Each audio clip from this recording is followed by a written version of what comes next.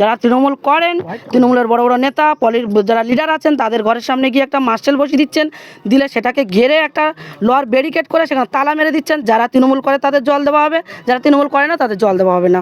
আর এই যে দিদির বাড়িতে আসলাম আমরা, বাড়িতে দেখুন সবজি কেটে কিসে ধুচ্ছে, পুকুরের জলে। চালটা কিসে ধুচ্ছে, পুকুরের জলে। শুধু চালটা ধুচ্ছে বলে নয়, এই চালটাও কিন্তু ফুটাচ্ছে, মানে ভাতটাও বানাচ্ছে পুকুরের জলে। তাহলে এই মানুষটা খাবারের জল আনতে যাচ্ছে, খাবার জল আনতে যাচ্ছে এখান থেকে 2 কিলোমিটার 3 কিলোমিটার দূরে। তাহলে এখানে বুঝতে পারছেন হিঙ্গলগঞ্জের দুরবস্থাটা কোথায়।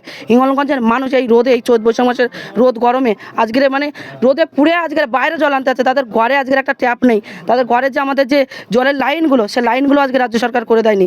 এই রাজ্য সরকার শুধুমাত্র নিজের ভোট বাক্সের জন্য মানুষের সর্বনাশ করে দিয়েছেন।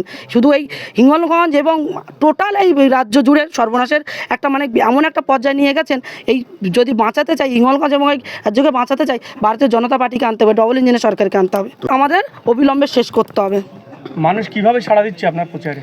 মানুষ দেখুন, মানুষ প্রত্যেকটা মানুষ বেরিয়ে আসছেন। শুধু আমরা মানুষের কাছে হয়তো পৌঁছাতে আমরাই হয়তো বিলম্ব করে ফেলছি, কিন্তু মানুষ আমাদের কাছে পৌঁছে আসছে। এখান থেকে এটাই বোঝা যায় যে মানুষ আমাদের পাশে আছে। তো আমাদের একটু মানুষকে শক্ত করে ধরতে হবে, মানুষের পাশে একটু থাকতে হবে। কারণ এখানে পরিবর্তন করতে গেলে, মানুষের সুবিধা অসুবিধা দেখতে গেলে এখানে মানুষের সঙ্গ ছাড়া কিছুই করা যাবে না। কিন্তু মানুষ আমাদের পাশে আছে, এদিক থেকে আমরা 100% আমরা আশাবাদী যে আমরা এখান থেকে জয়যুক্ত হব। হিঙ্গলগঞ্জ মানুষের কিছু দাবি আছে, অনেক কিছু কাজ অসমাপ্ত আছে, সেগুলো কি আপনি জেতার পরে কতটা প্রাধান্য দেবেন?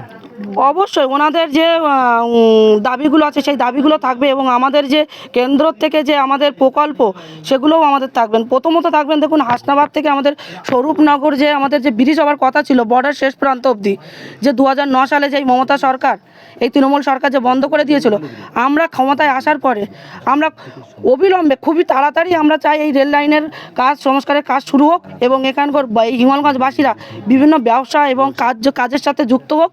এবং যারা এখান থেকে বাইরে যায়, কলকাতার মধ্যে যায় গ্রাম থেকে, এই হিঙ্গলগঞ্জ থেকে, তারাও খুব সাধারণভাবে খুব সহজভাবে যেতে পারে যেন, সেইটাও তাদের আমরা সুনিশ্চিত করতে চাই। এবার এলাকায় বাড়ি বাড়ি ঘুরছেন, বাড়িতে বাড়িতে কেমন সাড়া পাচ্ছেন এবং কি সমস্যার সম্মুখীন হচ্ছেন, এলাকার মানুষ কি সমস্যায় রয়েছে আপনি জানতে পারছেন?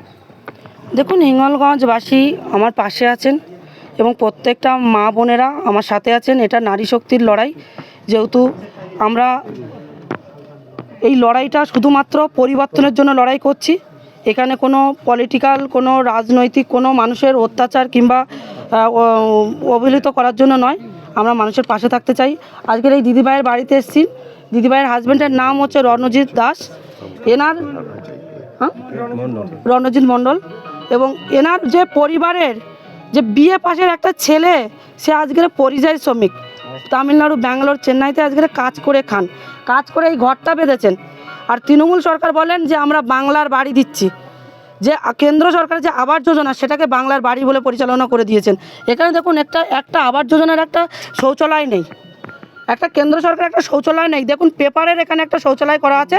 তারা নিজেদের মানে সম্মানের জন্য একটা পরিষেবা একটা নিজেরা তৈরি করে নিয়েছেন। এখানে এইরকম অবস্থা, এই তৃণমূল সরকার আজকে দুর্নীতি করতে গিয়ে, কূটনীতি করতে গিয়ে আজকের এই হিঙ্গলগঞ্জবাসীকে আজকের এমন একটা জায়গায় ফেলে দিয়েছেন যে হিঙ্গলগঞ্জবাসী আজকে অপদস্থ।